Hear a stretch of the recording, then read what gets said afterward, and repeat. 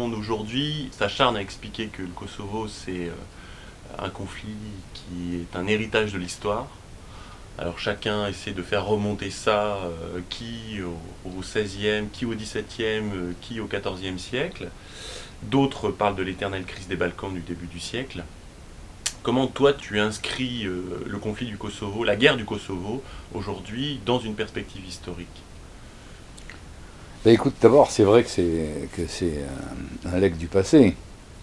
Et que si tu grattes un peu, tu vas trouver des couches successives, la guerre de religion, les renégats, tout ce que tu voudras. Tu vas retrouver tout ça. Tu vas retrouver les guerres balkaniques, tu vas retrouver l'indépendance de la Serbie, tu vas retrouver la Deuxième Guerre mondiale, la politique des nationalités de Tito. C'est vrai.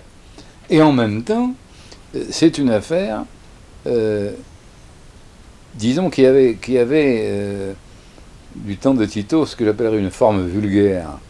Dans mon article pour le marxisme aujourd'hui, je parle au début du français qui revenait il y a 50 ans de Yougoslavie et qui connaissait les skipétards, sales voleurs lubriques, et qui étaient les Algériens de ce beau pays. C'est une question qui n'a jamais été réglée. Un racisme dans une société en évolution, avec les gens à la traîne. Et j'ajouterais aussi les calomnies. J'entendais ce matin, je ne sais plus qui à la télé, qui disait que nos frères serbes étaient à nos côtés dans la dernière guerre, alors que ces salopards d'Albanais étaient de l'autre. Il faut vraiment être gonflé pour raconter des trucs pareils. Bon, enfin, Quoi? que les Albanais étaient du côté de l'occupant, du côté des bourreaux, a-t-il dit de monsieur à la radio. Bon, donc c'est un legs du passé. Et en même temps, il est totalement impossible de l'expliquer aujourd'hui, 1999 et bientôt 2000, autrement que comme un résultat de la lutte de classe. Résultat de la lutte de classe, avec malheureusement un changement d'initiative en cours de rôle, car la question du Kosovo, de nos jours, est apparue d'abord sous la forme de la résistance menée après l'abolition de la Constitution de 1974 par la classe ouvrière du Kosovo, et en particulier la classe ouvrière, la classe des mineurs, qui ont été le noyau de cette lutte de classe, et ensuite la contre-offensive au nom de la Grande Serbie contre la classe ouvrière, à travers cette histoire du Kosovar, des Kosovars présentés comme le salut, le berceau, la lumière, etc. Et on assiste à un phénomène extraordinaire, qui mérite d'être souligné, d'ailleurs avec beaucoup d'énergie, que la bureaucratie, pour sa propre conservation, une bureaucratie d'ailleurs divisée, parce que les sommets pensaient un peu plus que le milieu et la base. Cette bureaucratie a réussi à réaliser avec elle, contre la classe ouvrière, une véritable guerre civile contre la classe ouvrière, avec toutes les forces du passé et les forces présentes de la réaction, de l'impérialisme, etc. À l'état chimiquement pur, c'est ça aujourd'hui la guerre du Kosovo.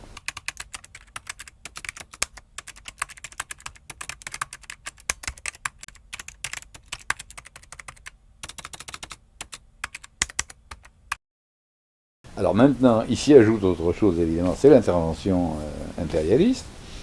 Je crois que là, il faut être très clair. Moi, mon opinion, c'est qu'ici, on retrouve intégralement la comparaison avec la guerre du Golfe. C'est Milosevic a été longtemps, au minimum, un compère, sinon un bon serviteur de l'impérialisme américain en même temps. Quel rôle lui était attribué spécifiquement? Celui de gendarme de proximité. C'était lui qui pouvait faire régner l'ordre dans cette partie des Balkans, avec une armée moderne, qu'on avait d'ailleurs armée, équipée, instruite, etc. Et c'était ça. Et à un moment, enfin au moment des accords de Dayton, etc., tout le monde savait très bien que on faisait pression sur Milosevic, qui était d'accord, pour abandonner la Republika Srpska, les Karadzic, etc., etc., mais qu'il y avait une complicité. Et j'ai employé l'expression dans mon article, je la crois bonne, donc je la reprends. C'est un chien d'attaque. Et les chiens d'attaque, il leur arrive de casser leur laisse. Et là, Milosevic est allé trop loin en refusant jusqu'à une forme d'autonomie qui était inférieure à tous ceux dont avaient joui les Kosovars, il a rendu le leadership américain complètement insoutenable. Il est obligé, les Américains, à affirmer leur politique par les moyens qu'ils connaissent, c'est-à-dire la force. Et voilà pourquoi cette question du Kosovo, expression d'une guerre civile ouvrière greffée sur une question nationale et entraînée par elle dans une partie du monde qui est morcelée, divisée séculairement, devient aujourd'hui le problème de l'hégémonie du premier et du plus grand impérialisme à l'échelle mondiale. Donc en fait, on retrouverait bien là un schéma assez classique propre au XVIIIe, XIXe siècle. Les questions nationales ne sont en fait qu'un débouché ou qu'un produit de l'expression d'une lutte des classes pouvant exister, notamment dans des pays... Oui, simplement, je ne dirais pas ne que, je dirais sont l'expression. Hein, parce que ne que, ça les réduit un peu, je ne veux pas les réduire, sont l'expression de cette lutte de classe, et en même temps la provoque. Enfin, il y a une action dialectique entre l'une et l'autre. Ce qui signifie que la lutte nationale kosovare n'existait pas auparavant, et que c'est le processus de répression de la lutte de classe qui a fait surgir la question nationale chez les Kosovars. Non, elle existe depuis toujours. Elle existe depuis toujours. Bon, les Kosovars, c'est la partie, disons, pour simplifier, la partie serbe islamisée. Bon, entre eux et les orthodoxes, dans les siècles passés, il y avait des rivalités religieuses, et la rivalité religieuse est souvent le noyau de la rivalité nationale pour des questions dont la jusqu'ici dirait qu'elles sont identitaires. Mais aujourd'hui, à l'époque contemporaine, c'est l'offensive nécessaire pour la bureaucratie contre la classe ouvrière, je dis bien contre la classe ouvrière de tous les pays de la Yougoslavie, de toutes les nations de la Yougoslavie, qui a provoqué l'explosion nationale au Kosovo. Voilà. Donc ça ne serait pas du tout ce qu'on dit aujourd'hui, c'est-à-dire une politique délibérée menée par Milosevic. Milosevic aurait amené la question nationale délibérément pour pouvoir asseoir son pouvoir dans les années 80. Oui, un peu de ça. Parce que Milosevic avait affaire, à ce tournant des années-là, il avait affaire à des mouvements ouvriers yougoslaves. Les gens prenaient l'autobus ou les camions ou n'importe quoi pour venir à l'Assemblée fédérale de Belgrade. Et après sa première offensive, il n'y a plus eu que des revendications ouvrières bosniaques, croates, slovènes, kosovars. C'est-à-dire que là, il y a un tournant historique, si tu veux. Mais c'est vrai que Milosevic a utilisé cette arme parce que c'était le seul moyen de rassembler toutes les forces que l'on pouvait rassembler contre les travailleurs en Serbie. Et ces forces, je les énumère dans l'article, la bureaucratie qui en est le noyau, l'église orthodoxe, les académiciens, les milieux, les tueurs, les assassins, et les supporters des hooligans des clubs de foot. Et il a réussi à grouper tout ça comme troupe de choc à sa contre-attaque.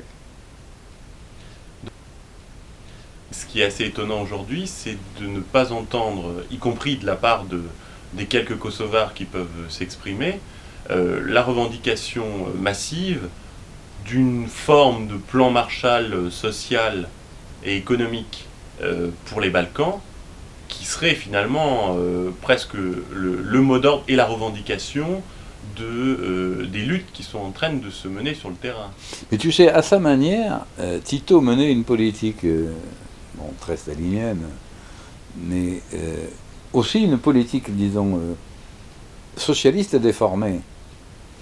Par exemple, l'une des raisons qui ont permis d'appuyer sur le levier nationalisme serbe, c'est que Tito imposait à la planification économique la résorption des retards des républiques les plus arriérées par rapport aux autres.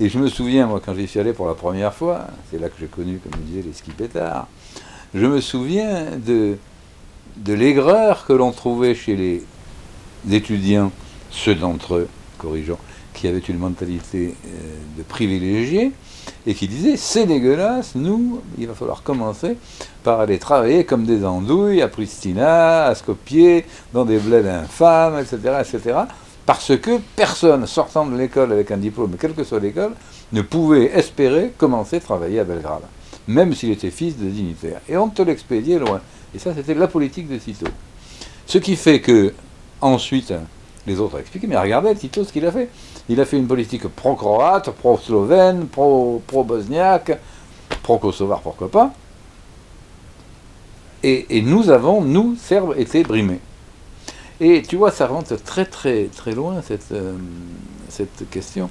Moi, je me souviens, je crois que c'est en 80 ou 81 que j'étais en Yougoslavie, je suis allé souvent, mais c'est à l'occasion.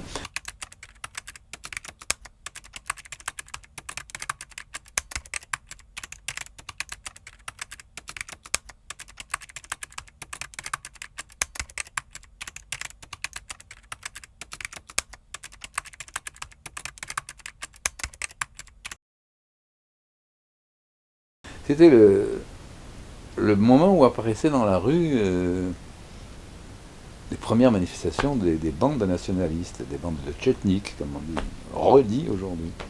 Je me souviens, j'ai un souvenir très précis, j'étais au café, au restaurant plutôt, avec deux intellectuels yougoslaves, qui étaient des hommes très courageux. Je ne vais pas les citer parce que ça me fait mal au cœur, mais c'était des opposants de gauche, qui avaient été révoqués pour leur solidarité avec les étudiants de 68, et qui m'avait donc invité dans ce resto où nous parlions évidemment de l'avenir de la Yougoslavie et tout ça. Et la porte s'est ouverte brusquement, il est entré une bande de types à moitié sous. Ils avaient la dégaine des conscrits ruraux en France, tu vois ce que je veux dire. Des médailles, des calots, des insignes, tout un bric-à-brac militariste. Et ils m'ont soufflé dans l'oreille, tais-toi Pierre, tais-toi, pas un mot, tu es étranger. Et fais tout ce que nous faisons. Donc j'ai accepté ces excellentes directives.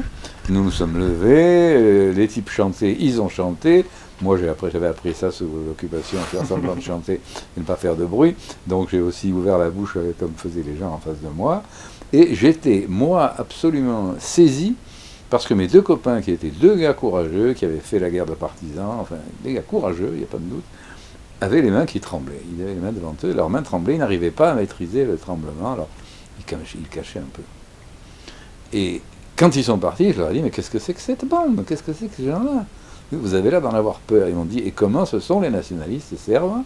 Et ils m'ont décrit les nationalistes serbes, les restes des tchétniks, qui sont aujourd'hui protégés par la direction du parti, ont-ils dit, etc.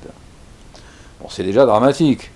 C'était le moment où Nixon, je crois, était allé à Zagreb et avait clamé... Les tchétniks étant les anciens soutiens des monarchistes. C'est ça. Et avait clamé, Nixon avait clamé à Zagreb, vive la Croatie libre, imitant quelqu'un, d'ailleurs, je ne sais pas quel personnage exactement de l'histoire européenne, qui était allé faire ça au Canada, je crois. Bon, et alors, ils m'ont dit, c'est terrible, c'est des fous, tu as remarqué, oui, mais ils sont capables de nous abattre, ils ont des appuis puissants, la police est avec eux, etc. J'arrête. L'un d'entre eux est un des chefs du Parti démocratique qui fait partie de la coalition de Milošević, et l'autre est secrétaire général ou quelque chose comme ça, du parti de Milošević et son conseiller privé. Alors ces gens-là, c'est pas l'intelligence qui les a ralliés à Milošević. C'est l'abominable peur, la peur au ventre, la peur pour sa femme, pour ses enfants, pour soi-même.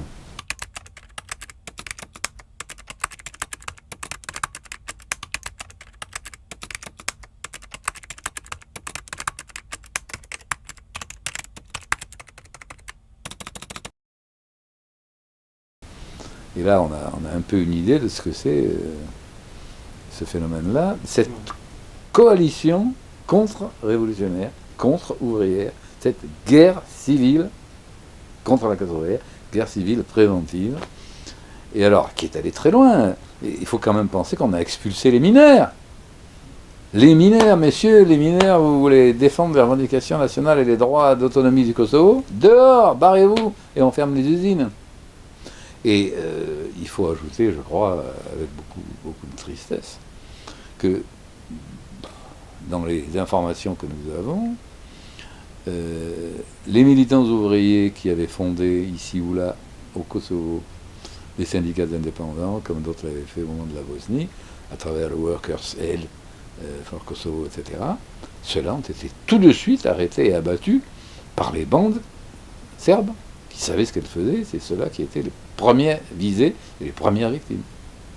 C'était bien la guerre civile ouvrière. Alors ça, c'est désolant, mais tu en trouves les éléments dans le détail des informations, mais dans la trame des journaux, des commentaires, ça a disparu. Il n'y a qu'une guerre nationale, comme disait, je ne sais plus quel journal, Pleurnicha, ah là là, le nationalisme comme contre-nationalisme, où peut-on aller? Comme tu l'avais fait au moment du démantèlement de l'URSS, après la chute du mur de Berlin, en expliquant que la constitution des républiques, il n'y avait pas de préalable à cette constitution, le préalable qui dirait il y a un cadre fédéral qui est maintenu, mais que ce qui va dans le sens du mouvement socialiste, c'est la proclamation de l'indépendance de ces républiques. Là, de la même façon, la proclamation d'une république kosovarde indépendante n'aurait pas comme préalable l'idée de maintenir un cadre fédéral yougoslave. Il me paraît évident que ça n'est plus possible. Ça n'est pas possible, et si ça l'a été, ça ne l'est en tout cas plus aujourd'hui. Maintenant, que sera la situation demain? Combien restera-t-il de Kosovars au Kosovo? Combien reviendront? Dans quelles conditions? Nous ne jouons plus seulement sur les rapports entre les forces, nous analysons aussi sur sur les résultats des bombardements, des massacres, tout ça. Alors, mais ça n'est pas, le mouvement kosovar n'est pas réactionnaire, si c'est ça que tu veux me faire dire, absolument pas. Et en revanche, je voudrais ajouter quelque chose qui est important, que dans mon article j'ai à peine touché, et je pense qu'il faudra y revenir, mais à cette étape-là c'était prématuré. C'est l'histoire de la Fédération balkanique.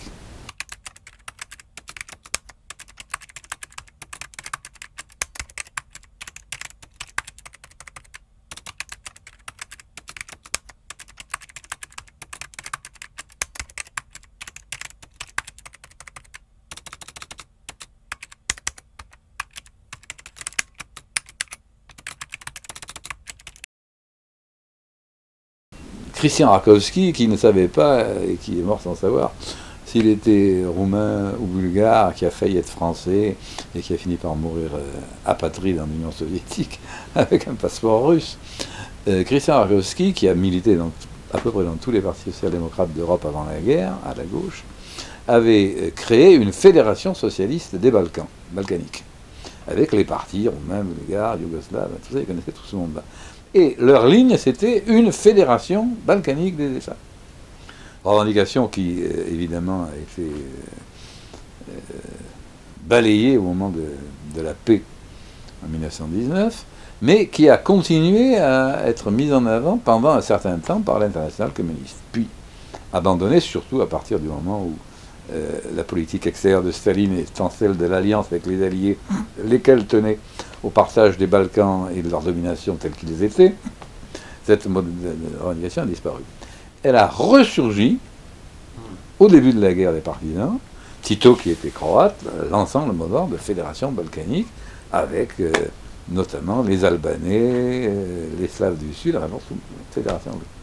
Et ça a duré jusqu'en 1943, et en 1943, il s'est fait taper sur les doigts par Staline, qui a dit c'est intolérable, ça nous brouille avec les Alliés, c'est nous poignarder dans le dos, toc, et Tito a abandonné. Au moment où se faisait le partage, voilà. Le futur partage de l'Europe. Voilà, et alors Tito a abandonné son mot d'ordre de la Fédération balkanique.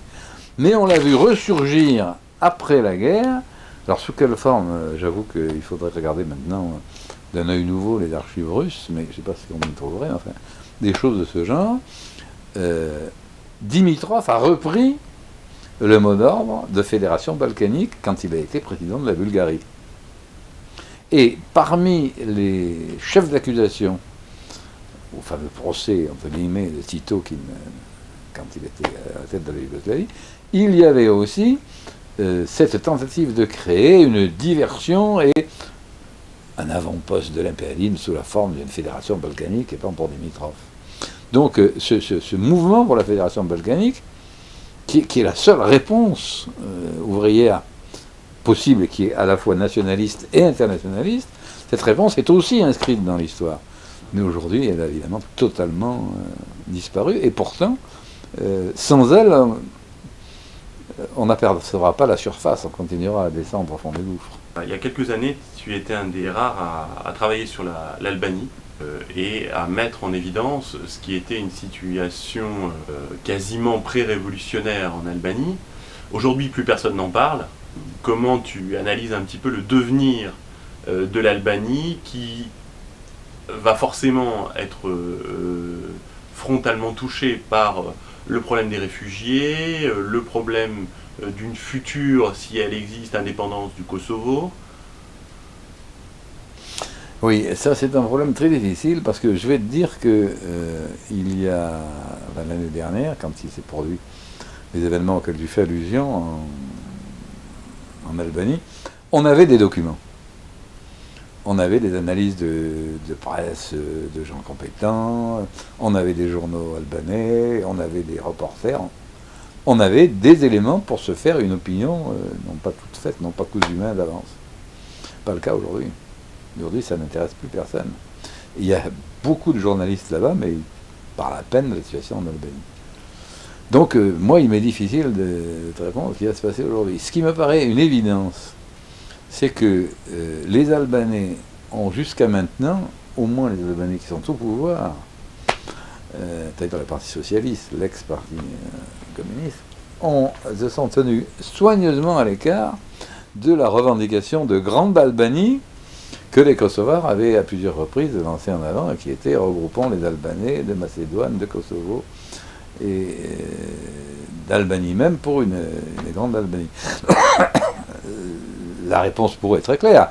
Il devrait y avoir une république albanaise dans une fédération balkanique. Mais aujourd'hui, qu'est-ce que ça va donner? Très honnêtement, je n'ai pas les moyens de le voir ni de le savoir. L'Albanie risque de se trouver entraînée dans la guerre. Et quand je dis qu'elle risque de se trouver entraînée dans la guerre, ça veut dire que je n'exclus pas une attaque des Yougoslaves contre l'Albanie. Et dans ce cas, les Albanais ne pèseraient pas lourd. Parce que l'armée yougoslave est une vraie armée. L'armée yougoslave, non, l'armée albanaise, non. Dire l'armée albanaise, il pourrait peut-être faire une guérilla, une série d'attentats, tout ce que tu veux. Je ne crois pas beaucoup plus sur le plan militaire. Mais c'est aussi, d'ailleurs, je veux dire, si on reprend son discours antérieur, c'est pas par hasard que l'Albanie se trouve dans une position aussi dangereuse après avoir été un centre pré-révolutionnaire l'année dernière. Il est normal que dans cette guerre civile, M. Milosevic, je pense, a envoyé quelques obus, si nécessaire, du côté de l'Albanie. Bon, là, ces jours-ci, on va fêter le 50e anniversaire de l'OTAN. Est-ce que finalement, ce qui se passe aujourd'hui, le fait que les Américains utilisent le cadre de l'OTAN pour mener une politique qu'ils ont délibérément choisie et imposée, n'est pas finalement la stricte continuation de ce pourquoi a été mise en place l'OTAN au lendemain de la Deuxième Guerre mondiale, c'est-à-dire une organisation militaire qui, dans le fond, n'était pas censée répondre aux problèmes que pouvait poser la Russie, puisque chacun avait l'armement stratégique, mais qui avait plutôt pour fonction d'établir une mainmise américaine sur l'organisation de son propre bloc. Tout à fait. Tout à fait. Et aujourd'hui, le recours à l'OTAN pour les frappes, comme ils disent, parce qu'autrefois on appelait ça des bombardements, en Yougoslavie, ça n'est pas autre chose que l'expression de la recherche d'un chemin indépendant pour affirmer non seulement le leadership, mais l'hégémonie américaine, jusque y compris sur le continent européen. Et c'est ça le deuxième grand enjeu. Parce que, faisons le lien avec la Grande Albanie, M. Pitchett, qui est le correspondant du New York Herald à Tirana, disait l'autre jour, mais personne n'en parle, c'est le mot tabou, mais la Grande Albanie, c'est la terreur. La Grande Albanie, c'est les Balkans déstabilisés. Madame Albright, selon les journalistes, a dit aux militaires, attention, si nous ne réussissons pas à empêcher ce qui est tenté aujourd'hui par Milosevic, ce sera la déstabilisation des Balkans et tous les intérêts américains dans cette partie du monde menacés. Alors il y a tout ça qu'il faut rassembler. Et entre parenthèses, ce sont lesquels les intérêts américains dans cette région? Puisqu'on voit assez clairement, pour la question de la guerre du Golfe, on l'a peut-être moins vu, on le voit peut-être moins évidemment en Afrique noire, mais les intérêts américains dans cette région de L'ordre. L'ordre. L'ordre contre un mouvement ouvrier de style de profondeur de celui qui a secoué la Yougoslavie au cours des années 80, et qui, de là ou d'Albanie, peut devenir prodigieusement contagieux. Notamment où? Tu penses à la Russie en particulier? Je pense à la Bulgarie, je pense à la Roumanie, où il y a eu l'autre jour 200 000 personnes dans les rues, où un référendum mal contrôlé a fait apparaître que 76% des personnes interrogées voulaient regretter profondément qu'il y ait eu une privatisation, etc. Et puis derrière, il y a la Russie, il y a l'Ukraine. Il y a ces pays où la question nationale n'est pas moins aiguë, il y a ces pays où la question ouvrière est plus qu'aiguë. Il y a toute cette nécessité de maîtriser ce feu qui couve sous la cendre à l'est de l'Europe. Voilà ce qui est, je crois, l'intérêt américain profond. Maintenant, si tu regardes un peu les déclarations des différents bons et bonzillons prophètes et annonceurs de la démocratie américaine, c'est pour ça qu'ils commencent à être très inquiets ces jours-ci en disant, bon sang de bois, mais qu'est-ce qui va nous arriver si nous ne réussissons pas à imposer l'OTAN, nous n'aurons plus rien. Ils commencent à s'inquiéter très très sérieusement. Et Madame Albright, elle aussi, a dit, si cette fois nous échouons, nous ne pourrons plus compter sur l'OTAN. Et si l'OTAN est hors du jeu, qu'est-ce que nous ferons? Voilà le problème. Alors j'ajoute que moi je suis, je suis un être sceptique sur tout ce qui est sondage. Je crois que je peux raconter une histoire personnelle. Je me souviens, j'étais assez copain avec Frédéric Bon, qui était le spécialiste des sondages français, qui était mon collègue. Et alors, je ne sais plus quelle législative, il annonçait 13% pour marcher. Je lui dis, tu rigoles, il va faire 8%. Il dit, mais non, Pierre, c'est ton anti-stalinisme qui s'entraîne, tu verras. Bon. Résultat, marché s'est tapé 8%, et lui, il avait annoncé 13%. Et je lui ai dit, alors, qui avait raison, Fred Taux, moi? Et il dit que je suis con, j'ai trouvé le bon résultat, mais je l'ai corrigé. Bon, alors, donc, tu vois ce que je veux dire. Par exemple, je ne peux pas croire aux sondages disant que les opinions publiques sont molles, et puis elles durcissent de jour en jour jusqu'à emporter les hésitations des dirigeants qui balancent. Ça, c'est pas vrai. Je n'y crois pas.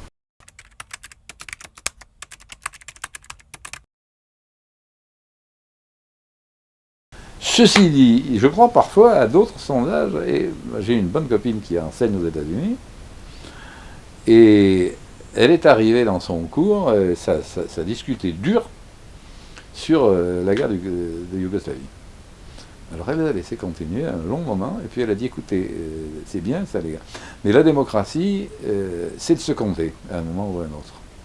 Alors moi je vous ai écouté, c'est passionnant, mais s'il vous plaît, vous allez tous voter, vous mettrez M pour quand vous êtes un homme et F quand vous êtes une femme, et vous mettrez oui ou non sur vos bulletins que vous m'apporterez après. Le oui ou non sera la réponse à la question suivante. Êtes-vous prêt, alors elle a été très prudente, elle a très bien fait d'ailleurs, à mourir en Yougoslavie? Eh bien, elle a eu 50 réponses de male, comme elle dit, 50 réponses de garçons, et tu sais combien il y en avait qui étaient prêts à mourir en Yougoslavie sur les 50? Dis un chiffre. Je sais pas. 4, 3, 2. Tu as été encore, malgré, me voyant rigoler, tu as été prudent, et pourtant, tu as commencé au double, 2. Et elle me dit, je suis tout à fait remué de voir combien est profonde chez ces jeunes une opposition à la grève qui ne se traduisait pas, ou à la guerre, qui ne se traduisait pas au début pour la discussion. Alors elle ajoute, tempère ça quand même, nous venons de finir un cours sur la guerre du Vietnam. Mais c'est le peuple américain qui a subi tout entier un cours sur la guerre du Vietnam dans les années précédentes. Mais c'est assez symptomatique de ce qui se passe avec ce conflit parce que on entend beaucoup de gens dire, pour justifier la guerre, dire nous on fait partie d'une génération qui a suffisamment reproché à celle d'avant Munich, qui lui a reproché de ne pas s'être investi suffisamment dans la guerre d'Espagne, donc nous on veut y aller. Et puis finalement on s'aperçoit que toute la justification de l'engagement dans la guerre se fonde sur et utilise des référents historiques qui sont très précis autour de 36, Munich, Milosevic, Hitler, la déportation en jouant sur Auschwitz, Kosovo, l'intervention des Américains, etc. etc. Tu vois un petit peu cette intrusion massive de ces référents-là historiques dans ce Alors conflit. écoute, je suis en train en ce moment de préparer, ça arrive de temps en temps, une petite conférence dans mon département natal, l'Ardèche, que m'a demandé Ralph Front sur les conditions de la victoire des mouvements fascistes en Allemagne, en Italie, etc. Et je commence en disant comment est-il possible que des gens qui prétendent empêcher la victoire du fascisme ici et maintenant, comme disait l'autre, fassent appel à un historien pour leur parler de ce qui s'est passé il y a plus d'un demi-siècle. Sont-ils fous? Et je dis, eh bien non, ils ne sont pas fous. Et je vais dire pourquoi ils ne sont pas fous. Et je vais pour cela invoquer un témoin qui est aussi un expert, il s'appelle Adolf Hitler. Dans les directives pour les pays occupés, en Russie, il disait « Allons-nous apprendre à lire aux Russes, aux Kirghizes, aux Ukrainiens, autre chose que les indications minimales nécessaires pour qu'ils travaillent bien ?» Non. Parce que si nous leur apprenons autre chose, ils liront, ils acquerront un certain sens de l'histoire et ils deviendront nos ennemis.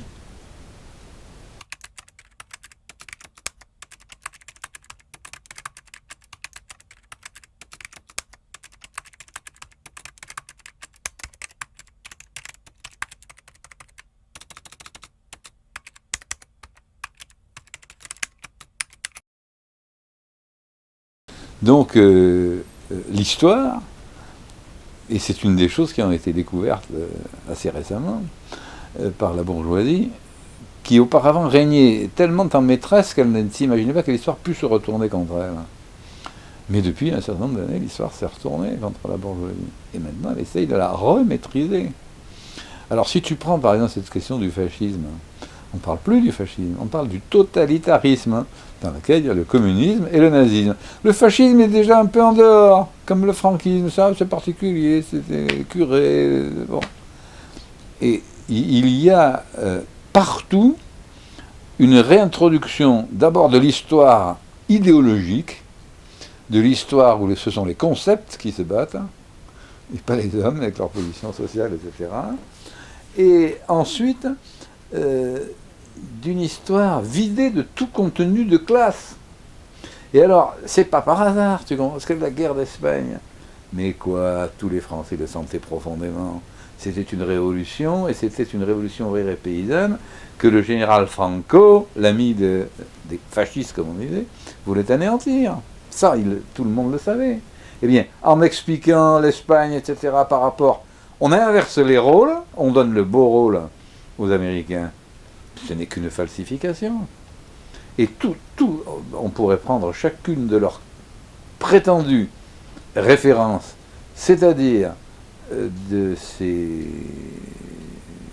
précédents historiques imaginaires, on découvrirait toujours la même chose, vider l'histoire de son contexte social, vider l'histoire de son contenu de classe. Et c'est ça qui se passe aujourd'hui avec toute cette propagande absolument affolante qui nous mène dans les médias. Bon, on a fait un peu le tour. Hein? Je dis on a fait un peu le tour. T'es satisfait? Super. Bon.